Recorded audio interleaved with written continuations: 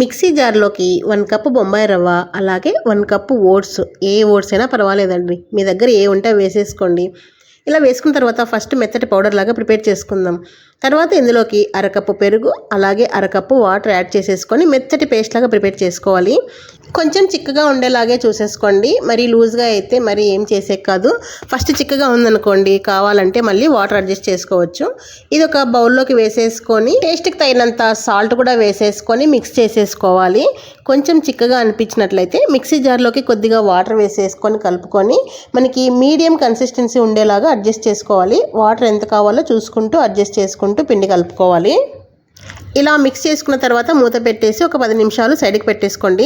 తర్వాత స్టవ్ వెలిగించి fry pan పెట్టేసుకొని ఇందులోకి 1 టీ స్పూన్ ఆయిల్ యాడ్ చేసుకొని ఫస్ట్ 1 టీ స్పూన్ జీలకర్ర యాడ్ చేసుకొని ఇది కొద్దిగా ఫ్రై అయిన తర్వాత ఇందులోకి ఉల్లిపాయలు, పచ్చిమిర్చి, క్యారెట్, ఇవే కాకుండా మీ దగ్గర ఇంకా ఏవైనా వెజిటబుల్స్ ఉంటే అన్నీ కూడా యాడ్ చేసుకోవచ్చు. క్యాప్సికమ్, బఠానీ, నా దగ్గర కొన్ని స్వీట్ కార్న్ ఉంటే కొన్ని యాడ్ చేసేసుకొని ఫ్రై చేసుకున్నాను. ఎక్కువ ఫ్రై చేసుకోకుండా లైట్గా ఫ్రై చేసేసుకొని స్టవ్ ఆఫ్ చేసి పక్కన పెట్టేసుకోవాలి.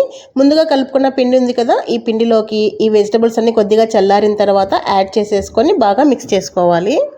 ఈ వెజిటబుల్స్ అన్నీ వేడిగా ఉన్నప్పుడు వేసేసుకోకూడదు, చల్లారిన తర్వాత మాత్రమే వేసేసుకోవాలి. ఇలా బాగా మిక్స్ చేసుకున్న తర్వాత స్టవ్ వెలిగించి చిన్న ప్యాన్ పెట్టేసుకోండి. మనం పోపు పెడతాం కదా, ఆ ప్యాన్ అయితే ఇలా రౌండ్గా ఉంటుంది కాబట్టి మనకి బండులాగా వస్తాయన్నమాట. ఈ ప్యాన్ వేడెక్కిన తర్వాత 1 టీ స్పూన్ ఆయిల్ వేసేసుకొని ఆయిల్ కూడా బాగా వేడెక్కిన తర్వాత ఇందాక కలిపి పెట్టుకున్నటువంటి పిండిని ఒక గరిటె ఫుల్ వేసేసుకోండి. ఫుల్ వేసేసుకున్న తర్వాత పైన కొద్దిగా ఆయిల్ వేసేసుకోవాలి. ఫ్లేమ్ మాత్రం లో టు మీడియం ఫ్లేమ్లో పెట్టేసుకోండి.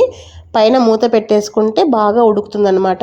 1 నిమిషం పాటు ఫ్రై అయిన తర్వాత చూస్తే మనకి కనిపిస్తుంది, చూసారా, చుట్టూ అంతా బ్రౌన్గా మనకి బాగా ఫ్రై అయిపోయింది కదా. ఇప్పుడు ఫోర్క్తో కానీ చిన్న స్పూన్తో కానీ ఫస్ట్ ఎడ్జెస్ అంతా లూజ్ చేసేసుకొని రెండో వైపు టర్న్ చేసుకోవాలి. చూసారా ఎంత బాగా చక్కగా ఫ్రై అయిపోయింది కదా. ఇది కూడా 1 నిమిషం పాటు ఇలా ఇటువైపు కూడా ఫ్రై చేసేసుకుంటే రెండు వైపులా చక్కగా ఫ్రై అయిపోతుంది.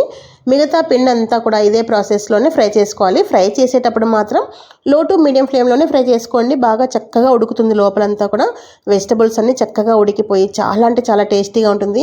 దీని కాంబినేషన్గా ఈ టొమాటో చట్నీ చేశాను, సూపర్ అంటే సూపర్గా ఉంటుంది. ఖచ్చితంగా ట్రై చేయండి, చాలా బాగుంటుంది. ఉదయాన్నే బ్రేక్ఫాస్ట్ కానీ నైట్ డిన్నర్ కానీ చాలా అంటే చాలా బాగుంటుంది. చూడ్డానికి బండుల్లాగా స్పాంజీలాగా భలే ఉంటాయి తెలుసా. మరి మీకు నచ్చిందా? ఖచ్చితంగా ట్రై చేయండి. ఇంకెందుకు ఆలస్యం.